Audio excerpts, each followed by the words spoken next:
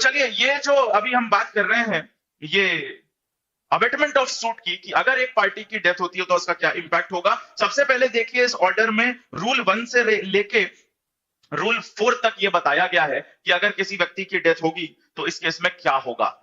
So rule 1 से 4 important है, यहां मैं लिखते जाता हूं और आपको उसकी समरी बताते जाता हूं। Rule 1, rule 2, rule 3 and rule 4, ये चारों के चारों इंपॉर्टेंट है। अब इस कॉन्सेप्ट को थोड़ा समझना पड़ेगा हमें, जो अबेटमेंट से रिलेटेड है, इसको थोड़ा सा समझना पड़ेगा। देखिए रूल 1 देखिए, no abatement by parties death if right to sue survive. अगर एक पार्टी की डेथ हो जाती है, सूट इंस्टीट्यूट होने के बाद अगर एक पार्टी की डेथ हो जाती है तो क्या सूट अबेट होगा। रूल 1 कहता है कि अगर राइट टू स्यू सर्वाइव करता है, अगर राइट टू स्यू अभी भी एग्जिस्ट करता है, इन दैट केस सूट जो है वो अबेट नहीं होगा। The death of a plaintiff or defendant shall not cause the suit to abate if the right to sue survives। अगर right to sue survive कर रहा है तो सूट अबेट नहीं होगा। सूट अबेट नहीं होगा तो क्या करेंगे भाई, लीगल रिप्रेजेंटेटिव को लाके रिप्लेस करेंगे। बंदे की डेथ हो गई है, पार्टी की डेथ हो गई है, होगा क्या, उसका लीगल रिप्रेजेंटेटिव रिप्लेस हो जाएगा। अगर सूट ऐसा है which cannot where the right to sue doesn't survive, cause of action survive ही नहीं करता। अब देखना एक बात इधर समझना, इस चैप्टर को अगर आपको अच्छे से समझना है, मैंने आपको पहले भी सीपीसी पढ़ाने के लिए कई चीजें ये बताई हैं कि आपको थोड़ा सा सब्सटैंटिव लॉज का भी नॉलेज होना चाहिए, तभी कुछ ऐसे कॉन्सेप्ट हैं जो आप सीपीसी के समझ पाएंगे। इसके लिए आपको कुछ सब्सटैंटिव लॉज का नॉलेज होना चाहिए। सब्सटैंटिव लॉज में ये बात बताई गई है कि कब एक पार्टी की डेथ हो जाएगी तो राइट टू स्यू सर्वाइव होगा या नहीं। सीपीसी सिर्फ इतना बताता है आपको कि अगर राइट टू स्यू सर्वाइव कर रहा है तो सूट अबेट नहीं होगा। 1 से लेके 4 तक सब में यही बात बताई है, चाहे प्लेंटिफ की बात करिए चाहे डिफेंडेंट की बात करिए। प्लेंटिफ की डेथ हो जाए, अगर उसकी डेथ होने के बाद भी राइट टू स्यू सर्वाइव करता है तो द सूट विल कंटिन्यू। अगर राइट टू स्यू सर्वाइव नहीं करता है the suit will come to an end. किसी एक डिफेंडेंट की डेथ हो गई है, अगर उस डिफेंडेंट की डेथ होने के बाद भी राइट टू स्यू सर्वाइव करता है प्लेंटिफ का अगेंस्ट दी रिमेनिंग डिफेंडेंट तो सूट कंटिन्यू करेगा। और अदरवाइज अगर वो कंटिन्यू नहीं कर सकता है तो इन दैट केस उस डिफेंडेंट के लीगल रिप्रेजेंटेटिव को लाके सूट में पार्टी बनाया जाएगा, उसके बाद सूट कंटिन्यू होगा। That's how it is to be done. तो देखिए एक एक करके रूल को थोड़ा सा समझ लेते हैं। बहुत ज्यादा डिटेल में मैं नहीं जा पाऊंगा क्योंकि सब्सटैंटिव लॉ से आपको ये बात समझनी पड़ेगी कि कब राइट टू सर्वाइव करता है कब नहीं करता। लेकिन एक बेसिक अंडरस्टैंडिंग, क्योंकि ये प्रोविजन हम पढ़ रहे हैं इस ऑर्डर के, उसके लिए एक बेसिक अंडरस्टैंडिंग जरूरी है कि ये राइट टू सर्वाइव कब करेगा कब नहीं करेगा। कुछ बेसिक एग्जांपल से मैं आपको ये बात समझाऊंगा। तो सबसे पहले रूल 1 में सिंपली हमने देखा कि डेथ से कोई फर्क नहीं पड़ेगा अगर राइट टू स्यू सर्वाइव कर रहा है। रूल 2 देखिए जरा, procedure where one of several plaintiffs और defendants die and right to sue survive. अब रूल 2 आपको बता रहा है जहां वन ऑफ सेवरल प्लेंटिफ्स और defendants died and right to sue survive, वो अलग अलग 2-3 प्लेंटिफ हैं और या फिर 2-3 डिफेंडेंट हैं, वहां अगर एक पर्टिकुलर एक प्लेंटिफ की डेथ हो जाती है या फिर एक डिफेंडेंट की डेथ हो जाती है, इन दैट केस क्या होगा, ये रूल 2 में बताया है। रूल 3 कहता है procedure in case of death of one of several plaintiffs or of sole plaintiff. Multiple plaintiff है, किसी एक प्लेंटिफ की अगर डेथ हो गई तब क्या होगा, बाकी लोगों का किस केस में सूट कंटिन्यू करेगा। और 4 सिमिलर बात करता है डिफेंडेंट के कंटेक्स्ट में, अलग अलग मल्टीपल डिफेंडेंट थे, किसी एक की डेथ हो गई तो कब सूट कंटिन्यू करेगा, कब लीगल रिप्रेजेंटेटिव को आपको लेके आना, ये सारे रूल्स बताएं। मैं 2-3 एग्जांपल से ये चारों रूल आपको क्लियर कर दूंगा, 2-3-4 जो अलग अलग बातें कह रहे हैं। देखिए सबसे पहले एक बात ये समझिए, यहां मान लीजिए जहां sole plaintiff and sole defendant है, एक प्लेंटिफ है पी, इसने एक सूट फाइल किया है अगेंस्ट डिफेंडेंट डी। ठीक, प्लेंटिफ ने सूट फाइल किया अगेंस्ट डिफेंडेंट डी। अब अगर मान लीजिए इस सूट को फाइल करने के बाद इस प्लेंटिफ की डेथ हो जाती है, अगर ये सूट फाइल करने के बाद प्लेंटिफ की डेथ हो जाती है और डेथ होने के बाद भी राइट टू स्यू अगर सर्वाइव कर रहा है प्लेंटिफ का, ये भले ही मर गया है लेकिन राइट टू स्यू सर्वाइव कर रहा है, इन दैट केस सूट अबेट नहीं होगा और इसकी जगह लीगल रिप्रेजेंटेटिव को ले आएंगे। इसकी जगह कौन आ सकता है, लीगल रिप्रेजेंटेटिव आ सकता है। सूट इस बात से अबेट नहीं होगा कि ये सोल प्लेंटिफ था और ये मर गया, अगर राइट टू स्यू सर्वाइव कर रहा है इन दैट केस। सेम होगा डिफेंडेंट के साथ, मान लीजिए प्लेंटिफ जिंदा है लेकिन डिफेंडेंट की डेथ हो गई है during the pendency of the suit. अब इस केस में डिफेंडेंट की जगह लीगल रिप्रेजेंटेटिव को लाया जा सकता है। अगर राइट टू स्यू सर्वाइव कर रहा है after the death of defendant तो डिफेंडेंट की जगह किसको ले आएंगे, लीगल रिप्रेजेंटेटिव को ले आया जाएगा और इस डिफेंडेंट को सब्स्टिट्यूट कर दिया जाएगा बाय लीगल रिप्रेजेंटेटिव। अब एक एग्जांपल इसका आप ये समझ सकते हैं सोल डिफेंडेंट के केस में, जैसे मान लीजिए आप सब जानते हैं suit for specific performance, specific performance का सूट अगर अगर स्पेसिफिक परफॉर्मेंस किसी ऐसी चीज की है जिसमें कोई आर्टिस्टिक चीज है या कोई इंडिविजुअल पर्सनल स्किल की अगर कोई चीज है, तो स्पेसिफिक परफॉर्मेंस का जो कॉज ऑफ एक्शन है वो सिर्फ उस व्यक्ति के अगेंस्ट होता है, किसी और के अगेंस्ट नहीं, उसके लीगल रिप्रेजेंटेटिव्स के अगेंस्ट नहीं। ये सब बातें कहां से पता चलेंगी आपको? मैंने कहा सब्सटेंटिव लॉ। सीपीसी इसकी बात नहीं करता। सीपीसी ने तो बस सिर्फ ये लिख दिया है कि अगर आपका राइट टू सर्वाइव कर रहा है तो कंटिन्यू करिए, नहीं कर रहा है तो लीगल रिप्रेजेंटेटिव को लाना पड़ेगा। इस तरीके की बात सीपीसी ने बस इतना बताया। वो ये नहीं बताएगा कि कहां राइट टू सू सर्वाइव करेगा। आप एक एग्जांपल ये समझ सकते हैं, कॉन्ट्रैक्ट एक्ट में भी ये चीज मिल जाएगी, स्पेसिफिक रिलीफ एक्ट में भी आपको ये चीज मिल जाएगी कि मान लीजिए अगर कोई पर्सनल स्किल से रिलेटेड काम है, उसका अगर कॉन्ट्रैक्ट था, और अगर मान लीजिए इस व्यक्ति की डेथ हो गई है, और फिर अगर आप स्पेसिफिक परफॉर्मेंस का अगर सूट है, तो आप बताइए क्या स्पेसिफिक परफॉर्मेंस लीगल रिप्रेजेंटेटिव के अगेंस्ट आप क्लेम कर सकते हैं? क्या उस केस में स्पेसिफिक परफॉर्मेंस क्लेम करने का सूट क्या एग्जिस्ट करता है आफ्टर द डेथ?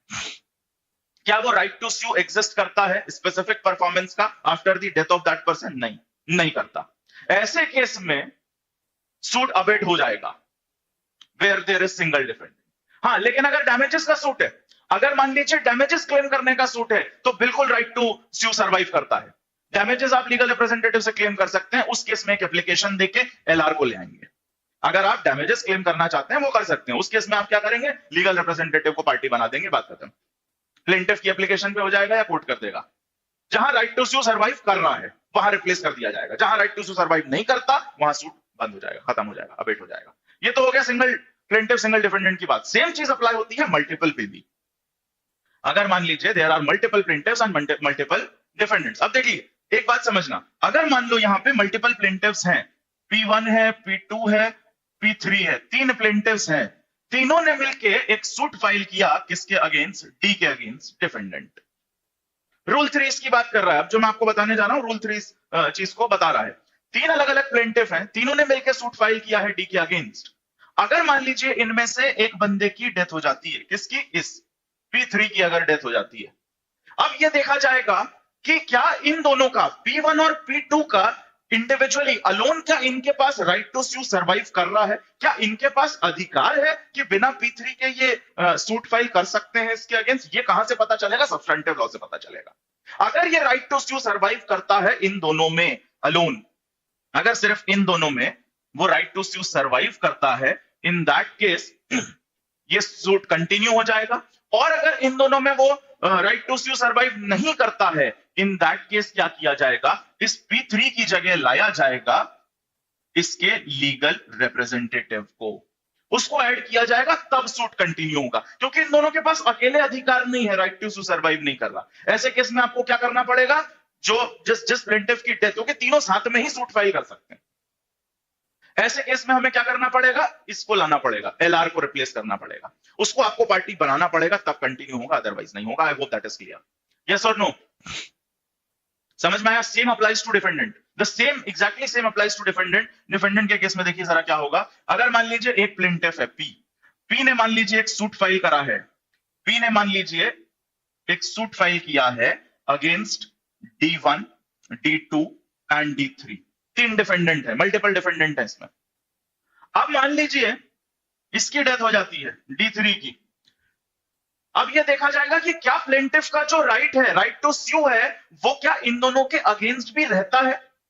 क्या ये इस कैपेसिटी में है? क्या इन दोनों के अगेंस्ट भी इसके पास अधिकार है कि वो दोनों को इंडिविजुअली सूट फाइल कर दे? If the answer is yes, then the suit will continue. लेकिन अगर आंसर ये है कि नहीं नहीं भैया, तीनों के अगेंस्ट सूट फाइल करना है आपको, आपका जो राइट टू स्यू है वो तीनों के अगेंस्ट कलेक्टिवली है, ज्वाइंटली, एक के अगेंस्ट नहीं है, इंडिविजुअल के अगेंस्ट या इन दोनों के अगेंस्ट आपके पास राइट टू स्यू नहीं था, तीनों के अगेंस्ट कलेक्टिवली था। इन दैट केस क्या करना पड़ेगा? इस D3 को LR से रिप्लेस करना पड़ेगा। यहां किसको लाना पड़ेगा? लीगल रिप्रेजेंटेटिव को लाना पड़ेगा, इस डिफेंडेंट के ऐड कराना पड़ेगा, वो कोर्ट करेगा।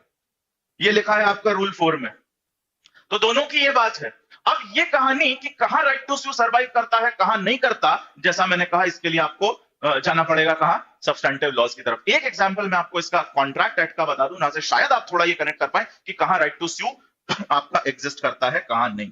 आपने पढ़ा होगा कॉन्ट्रैक्ट एक्ट में dissolution of joint rights and dissolution of joint liability. आपने सेक्शन 42 और 45 पढ़ा होगा इंडियन कॉन्ट्रैक्ट एक्ट का। Devolution of joint liability 42, devolution of joint right 45। वहां से थोड़ा सा आप कोरिलेशन निकाल सकते हैं कि कहां राइट टू सर्वाइव करता, कहां नहीं। मैं आपको रिकॉल करा देता हूं उन प्रोविजंस में क्या लिखा है। जहां पे अब 42 कहता है, जहां भाई साहब जॉइंट प्रोमिसर थे, मान लीजिए ए ने, बी ने और सी ने, तीनों ने मिलके एक प्रॉमिस किया था किसको, डी को, कि भैया तेरे को हम 60,000 रुपए देंगे। ए, बी और सी ने मिलकर एक ज्वाइंट प्रॉमिस किया था किसको, डी को, कि तेरे को हम 60,000 रुपए देंगे। अब इंडियन कॉन्ट्रैक्ट एक्ट ये कहता है, सेक्शन 42 ये कहता है इंडियन कॉन्ट्रैक्ट एक्ट का, कि अगर मान लीजिए इसकी डेथ, इनमें से अब डी का जो अधिकार है वो कैसा दिया है सब्सटैंटिव लॉ में, कि डी चाहे तो पूरे 60,000, जहां ये ज्वाइंट प्रोमिसर्स हैं, डी चाहे तो पूरे 60,000 सिर्फ ए से ले सकता है, सिर्फ बी से ले सकता है, सी से ले सकता है, या तीनों से कलेक्टिवली ले सकता है। वो जिससे चाहे उससे क्लेम कर सकता है। ऐसे केस में अगर मान लीजिए उसने तीनों के अगेंस्ट क्लेम किया और सी की अगर डेथ हो गई, तो अब आप बताइए क्या डी का ए बी के against right to sue survive करेगा? यस, क्योंकि वो तो एक से भी मांग सकता है। ये अधिकार उसको किसने दिया? आपके सब्सटैंटिव लॉ ने दिया, कॉन्ट्रैक्ट ने दिया, कि आप किसी एक से भी मांग सकते हो, दो से भी मांग सकते हो, जहां ज्वाइंट प्रोमिसर थे, तो आप मांग लीजिए उनसे। यहां कोई फर्क नहीं पड़ेगा। यहां जरूरी नहीं है कि आप सी का लीगल रिप्रेजेंटेटिव लेके आइए। आपका राइट टू सर्वाइव कर रहा है इन दोनों के अगेंस्ट भी इंडिपेंडेंटली, तो the suit will continue. LR को रिप्लेस करने की जरूरत नहीं पड़ेगी। आई hope that is clear. Yes और नो एक बार लिख के बता दीजिए कि समझ आया कि नहीं। ये मैं आपको एग्जांपल बताना चाह रहा हूं, कहां राइट टू सर्वाइव करेगा, कहां नहीं करेगा। And I hope that is clear to everyone. ये आपको मिलेगा इंडियन कॉन्ट्रैक्ट एक्ट के 42 में। बाद में ये जरूर है कि आपस में एक दूसरे के अगेंस्ट क्लेम कर सकते हैं, वो अलग कहानी। बट इसको तो आपने अधिकार दे दिया ना, इसको तो आपने अधिकार दे दिया ना, जिससे चाहे मांग लो, कोई दिक्कत नहीं है। इसको तो आपने राइट प्रॉपर दे दिया है कि वो जिससे चाहे मांग ले। लेकिन अगर आप उसी में सेक्शन 44 पढ़ेंगे, डिसोल्यूशन ऑफ जॉइंट राइट की बात करते हैं, dissolution of joint liability, joint right दोनों दिए हैं 42 और 45 में। अब अगर मान लीजिए प्रोमिसी जॉइंट है, मान लीजिए ए ने एक प्रॉमिस किया कि भाई साहब मैं 60,000 रुपए दूंगा, किसको? बी को, सी को और डी को। इन तीनों को 60,000 रुपए देने का प्रॉमिस किसने किया है? ए ने किया है, कि तुम तीनों को मैं 60,000 रुपए दूंगा। अब इंडियन कॉन्ट्रैक्ट एक्ट ये कहता है कि अगर मान लीजिए यहां डी की डेथ हो जाती है, तो क्या सी, बी और सी के पास अधिकार है ए से 60,000 मांग लेने का? क्या बी और सी इंडिविजुअली या अलोन क्या अधिकार रखते हैं सूट फाइल करने का ए के अगेंस्ट एज पर दी सब्सटैंटिव लॉ, एज पर दी इंडियन कॉन्ट्रैक्ट एक्ट? बताइए यस और नो। क्या ए, बी और सी के पास ये अधिकार है कि वो इंडिविजुअली मांग सकते हैं ए से, या दोनों कलेक्टिवली मांग सकते हैं विदाउट डी? तो इसके लिए आपको जवाब मिलेगा इंडियन कॉन्ट्रैक्ट एक्ट के सेक्शन 45 में, और वो कहता नहीं, इनके पास अधिकार नहीं है। जब ये प्लेंटिफ बनेंगे, इस केस में आप समझना, जब ये तीनों प्लेंटिफ बनेंगे, कौन कौन बनेगा प्लेंटिफ आपका? तो बी, सी और डी, जब ये तीनों सूट फाइल करेंगे अगेंस्ट ए, और अब इसमें अगर मान लीजिए डी की डेथ हो जाती है, तो क्या बी और सी के पास अधिकार है कि बिना डी के रिप्रेजेंटेटिव को बुलाए ए से पैसा मांग सकते हैं? The answer is no. Substantive law इसका अधिकार नहीं देता आपको। सब्सटैंटिव लॉ कहता है कि भैया इधर पे आपको लाना पड़ेगा, आप इंडिविजुअली क्लेम नहीं कर सकते। हाँ, जहां प्रोमिसर मल्टीपल थे, वहां प्रोमिसी के पास अधिकार है कि किसी एक से क्लेम कर ले। लेकिन जहां मल्टीपल प्रोमिसी है, तीनों को प्रॉमिस किया था ए ने कि तुम्हें 60,000 दूंगा, यहां ये दोनों मिलकर क्लेम नहीं कर सकते 60,000।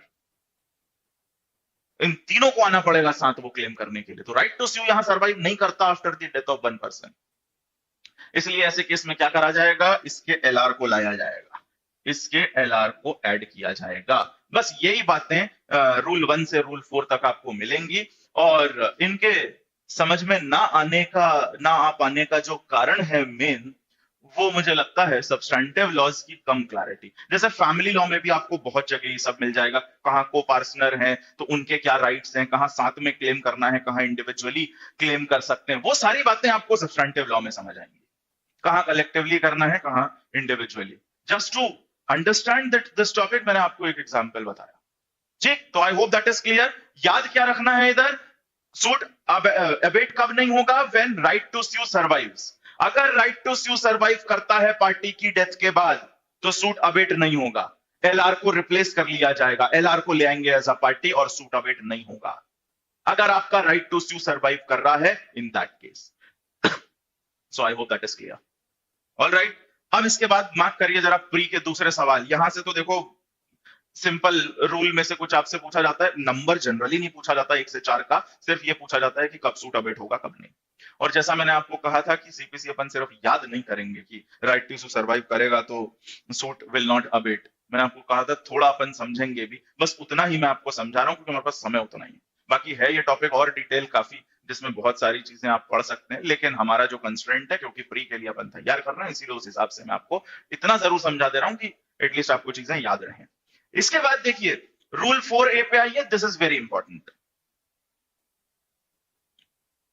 रूल 4A देख लीजिए इसके बाद, procedure where there is no legal representative. अब मान लीजिए सूट को कंटिन्यू करने के लिए लीगल रिप्रेजेंटेटिव की जरूरत है, बिना लीगल रिप्रेजेंटेटिव के सूट कंटिन्यू नहीं हो सकता क्योंकि राइट टू स्यू सर्वाइव नहीं कर रहा है। जितने रिमेनिंग पार्टीज हैं, जो भी रिमेनिंग प्लेंटिफ है, रिमेनिंग डिफेंडेंट है, उनमें राइट टू स्यू सर्वाइव नहीं कर रहा है, एलआर को लाना जरूरी है। लेकिन जो व्यक्ति डिसीज्ड है, जिसकी मृत्यु हुई है, जो मरा है, उसका कोई एलआर ही नहीं है, ऐसे केस में क्या करेंगे? ये दिया है 4A में, यहां से प्री में क्वेश्चन आता ही आता है। बहुत इंपॉर्टेंट है कि जहां एलआर नहीं है वहां कौन आएगा। ये एक ऑफिसर है कोर्ट का, इसका नाम कई बार प्रीलिम्स में पूछा जा चुका है। If in any suit it shall appear to the court that any party who has died during the pendency of the suit has no legal representative, कोई लीगल रिप्रेजेंटेटिव नहीं है उसका जिसकी मृत्यु हुई है।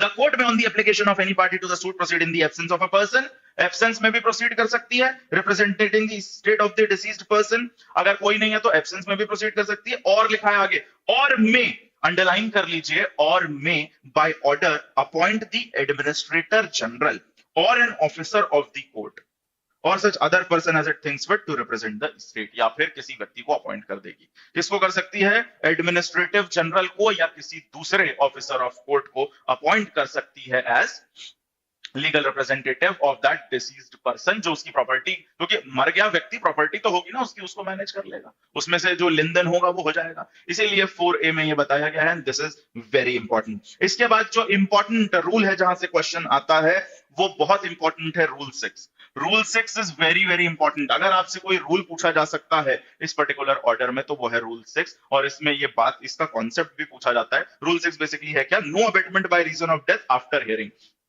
अगर एक पार्टी की डेथ हुई है, जहां हियरिंग कंप्लीट हो गई है, जजमेंट प्रोनाउंस नहीं हुआ, किस बीच डेथ हुई है पार्टी की? हियरिंग कंप्लीट हो गई है लेकिन अभी जजमेंट प्रोनाउंस नहीं हुआ है, इस बीच में अगर किसी पार्टी की डेथ हुई है तो इसका कोई इंपैक्ट नहीं होगा उस सूट, इस बात का कोई इंपैक्ट नहीं होगा उस सूट पे। ये लिखा है रूल 6 में, notwithstanding anything content in the forgoing rules whether the cause of action survives और नॉट। इससे मतलब नहीं है कॉज ऑफ एक्शन सर्वाइव कर रहा है या नहीं कर रहा, अगर हियरिंग कंप्लीट हो गई है उसके बाद किसी की डेथ हुई है तो इस बात का कोई इंपैक्ट नहीं होगा। There shall be no abatement by reason of the death of either party between the conclusion of the hearing, between the conclusion of the hearing and the pronouncement of the judgment, but judgment may in such case be pronounced notwithstanding the death and shall have the same force and effect as if it had been pronounced before the death। Judgment वैसे ही pronounce होगा जैसे व्यक्ति ना मरा होता तो होता, और इस बात का कोई इंपैक्ट नहीं होगा।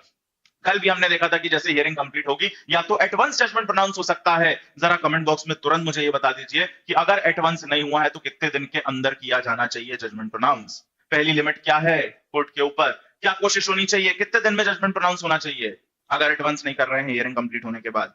बताओ भाई। 30 days, दैट्स करेक्ट। 30 दिन में होना चाहिए। अगर 30 दिन में नहीं हो पा रहा है, एक्स्ट्रा ऑर्डिनरी सिचुएशन है, तो कितने दिन? अगर 30 दिन में नहीं हो पा रहा है, इन दैट केस कोई कुछ है क्या? अगर मान लीजिए 30 दिन में नहीं हो पा रहा तो फिर कुछ है क्या? Correct, 60 correct. और जजमेंट प्रोनाउंस होने के कितने दिन के अंदर डिक्री ड्रॉ होनी है, जरा वो भी बता दो, क्योंकि यही सब क्वेश्चन आने हैं प्री में। जजमेंट डिक्री एग्जीक्यूशन से बहुत क्वेश्चन है। तो जजमेंट प्रोनाउंस होने के बाद कितने दिन में होगा डिक्री ड्रॉ होनी चाहिए? 15 दिन, दैट्स करेक्ट करेक्ट। और जरा ये भी बता दो कि डिक्री पे डेट कौन सी होती है? डिक्री पे जो डेट होती है वो कौन सी डेट होती है?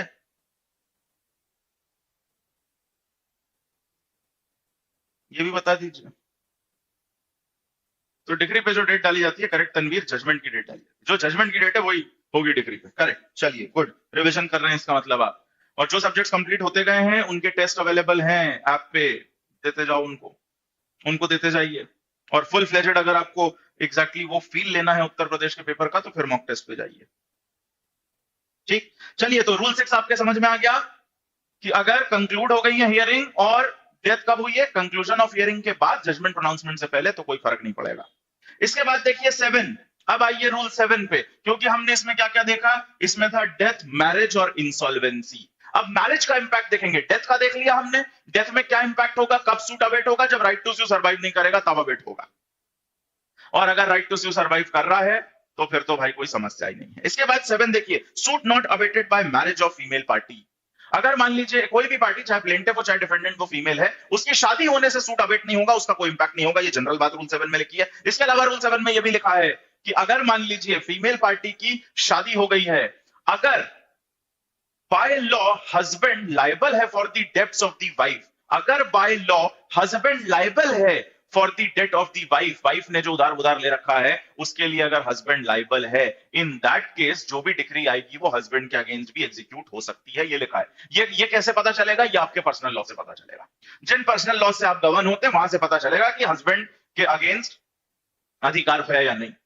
जहां वाइफ के डेट है उस केस में हस्बैंड के अगेंस्ट क्लेम किए जा सकते हैं या नहीं, ये पता चलेगा आपको पर्सनल लॉ से। देखिए 7, the marriage of a female plaintiff or defendant shall not cause the suit to abate. शादी होने से सूट अवेट नहीं होगा, but the suit may not standing be proceeded with to judgment, and judgment किया जाएगा, and where the decree is against a female defendant, अगर defendant female है और उसके अगेंस्ट डिक्री आई है, it may be executed against her alone. सबसे पहले जनरल बात लिखी है, अगर फीमेल के अगेंस्ट वो डिफेंडेंट है और उसके अगेंस्ट डिक्री आई है, इन दैट केस उसके अकेले के अगेंस्ट ही एग्जीक्यूट किया जाएगा। लेकिन इसका जो सब रूल 2 है वो कहता है, where the husband is by law liable for the debts of his wife, the decree may with the permission of the court be executed against the husband।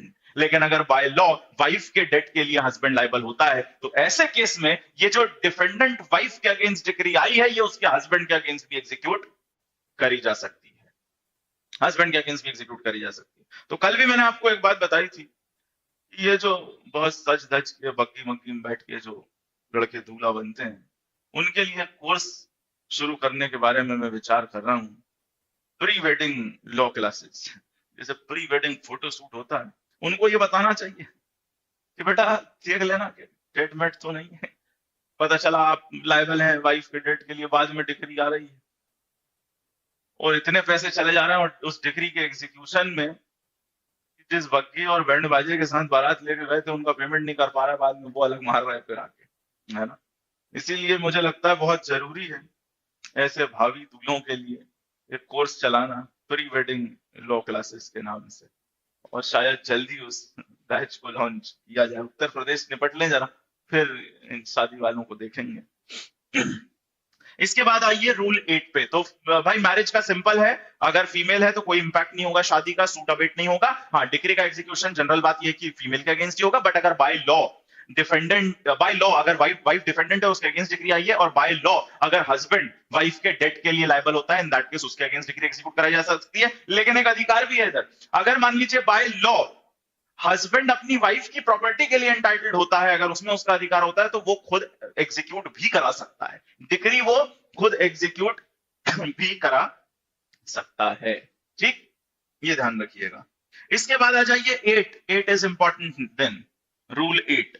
So rule 8 कहता है when plaintiff's insolvency bar suit, अगर plaintiff insolvent हो गया तो क्या suit await हो जाएगा? तो जनरल बात यह है कि जनरली नहीं होता, उसके लिए कंडीशंस हैं, ये जानना बहुत जरूरी है, इसको समझिएगा जरा, यहां से भी क्वेश्चंस आते हैं। The insolvency of a plaintiff in any suit which the assignee और receiver might maintain for the benefit of his creditors shall not cause the suit to await.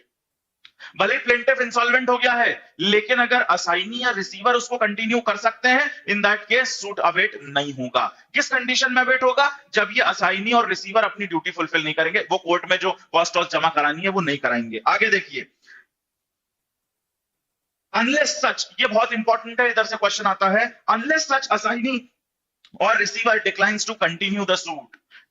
अगर मान लीजिए, अब हम किसकी बात कर रहे हैं? प्लेंटिफ की, जिसने सूट फाइल किया, वो इंसॉल्वेंट हो गया, तो क्या उसके बिहाफ पे सूट कंटिन्यू किया जा सकता है? यस, उसके जो भी असाइनी या रिसीवर हैं वो कंटिन्यू कर सकते हैं। कब सूट अवेट होगा? अगर वो खुद मना कर दें, सच असाइनी और receiver declines to continue the suit, अगर वो कंटिन्यू करने को मना कर दें, या फिर और और to give security for the cost thereof within such limit, या फिर कॉस्ट के लिए सिक्योरिटी जो मांगी जाती है वो देने से मना करते हैं। थोड़ा सा इस कॉस्ट की सिक्योरिटी का भी समझ लेना, आगे ऑर्डर जरूर आएगा बट इस कॉन्सेप्ट को समझ लीजिए। कई बार क्या होता है, जैसे मान लीजिए आप सूट फाइल करने गए, मैंने पहले ही बताया कोर्ट के समय से ज्यादा कुछ इंपॉर्टेंट नहीं है, आप फ्री हो सकते हैं जीवन में, कोर्ट नहीं है।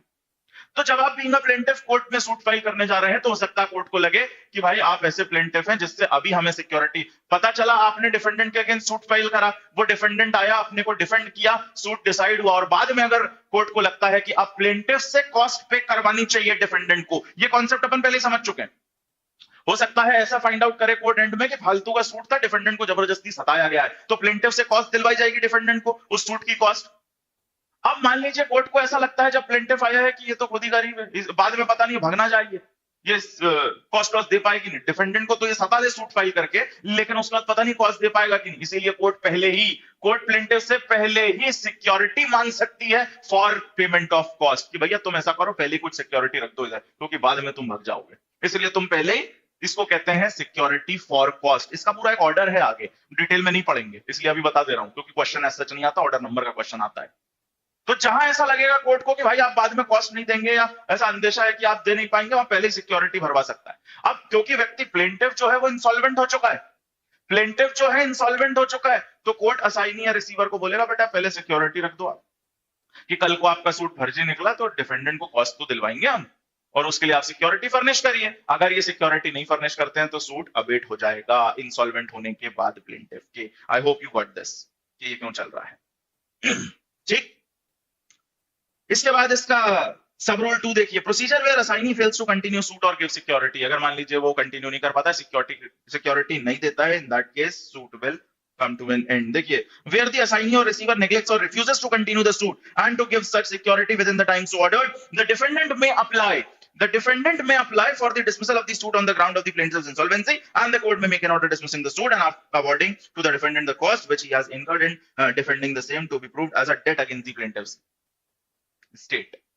तो मान लीजिए अगर ये जो असाइनी है, प्लेंटिफ ने सूट फाइल किया और सूट फाइल करने के बाद वो plaintiff during the pendency of suit, वो प्लेंटिफ क्या हो गया, इंसॉल्वेंट हो गया, तो जनरल प्रोविजन तो ये कि अपने आप सूट अबेट नहीं होगा। अगर उसके जो असाइनी या रिसीवर है उस इंसॉल्वेंट के, असाइनी रिसीवर क्या करते हैं, जो व्यक्ति इंसॉल्वेंट हुआ है उसके पास जो भी प्रॉपर्टी कुछ बची, भाई इंसॉल्वेंट का मतलब क्या होता है कि आपकी लायबिलिटीज आपके एसेट से ज्यादा हो गई, देना ज्यादा है, रिसीव कम करना है, लेकिन अगर कुछ रिसीव करने को बचा तो उसके लिए एक पर्सन अपॉइंट किया जाता है जो वो रिसीव करेगा, और आपके जो क्रेडिटर हैं जिनसे आपने ले रखा है, जिनको आपको पैसा पे करना है, उनको थोड़ा बहुत दिलाएगा प्रोपोर्शनेटली। ये काम करने के लिए असाइनी रिसीवर बेसिकली होते हैं। तो इनको ये अधिकार दिया है कि प्लेंटिफ ने अगर सूट फाइल किया था और उसके बाद वो इंसॉल्वेंट हुआ तो आप कंटिन्यू कर सकते हैं, लेकिन कंटिन्यू करने के लिए आप इच्छुक होने चाहिए कि आप कंटिन्यू करना चाहते हैं। अगर आप खुद कंटिन्यू नहीं करना चाहते तो सूट में come to an end, suit dismiss हो सकता है, और आपको सिक्योरिटी फर्निश करनी पड़ेगी फॉर पेमेंट ऑफ कॉस्ट। अगर ये आपने नहीं किया तो डिफेंडेंट एक एप्लीकेशन दे देगा कोर्ट में कि साहब ये असाइनी रिसीवर करना नहीं चाह रहे हैं कंटिन्यू, या फिर इन्होंने सिक्योरिटी नहीं दी है for the purpose of cost, और इस ग्राउंड पे कोर्ट डिसमिस कर सकता है सूट को। I hope that is clear to everyone. Yes और नो, समझ में आ रहा भैया क्या चल रहा है, ये क्यों ये असाइनी रिसीवर की बात चल रही है, क्या security for cost. I hope that is clear. ठीक, चलिए इसके बाद आ जाइए 9, इफेक्ट ऑफ अबेटमेंट और dismissal। This is also important. 9 is very important. 9 is very important. Effect of abatement or dismissal, where a suit abates or is dismissed under this order।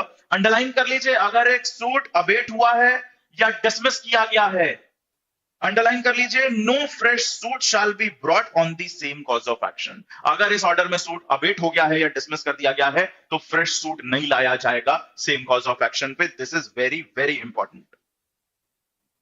इसका सब rule 2 कहता है, द प्लेंटिफ और the person claiming to be the legal representative of a deceased plaintiff or the assignee or the receiver in the case of an insolvent plaintiff may apply for an order to set aside the abatement or dismissal।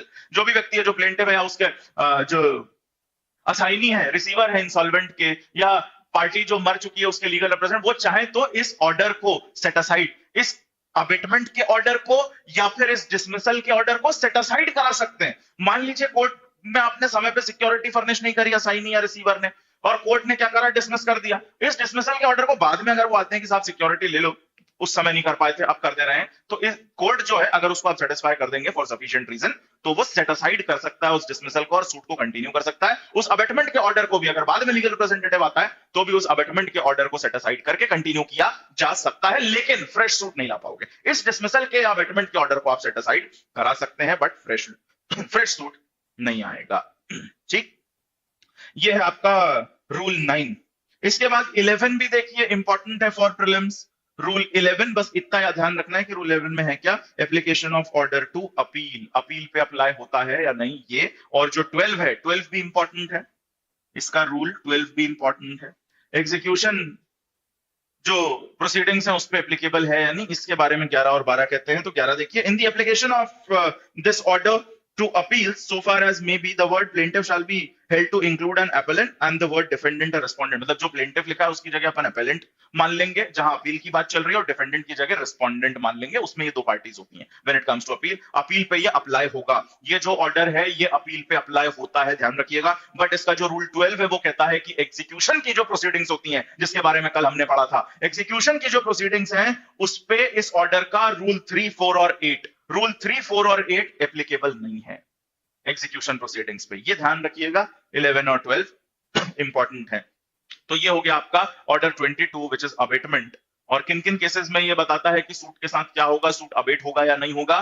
तो death, marriage और insolvency of a party के बारे में बताता है। सबसे पहले हमने डेथ के बारे में देखा, फिर फीमेल पार्टी की शादी होती है उसका क्या इंपैक्ट होगा वो देखा, और हमने देखा कि अगर प्लेंटिफ इंसॉल्वेंट हो जाएगा इन दैट केस क्या होगा। ठीक, तो ये सारी बातें यहां दी हुई हैं and I hope that is clear. थोड़ा बहुत कॉन्सेप्ट भी आपके समझ में आया है कि ये सब चल क्या रहा है।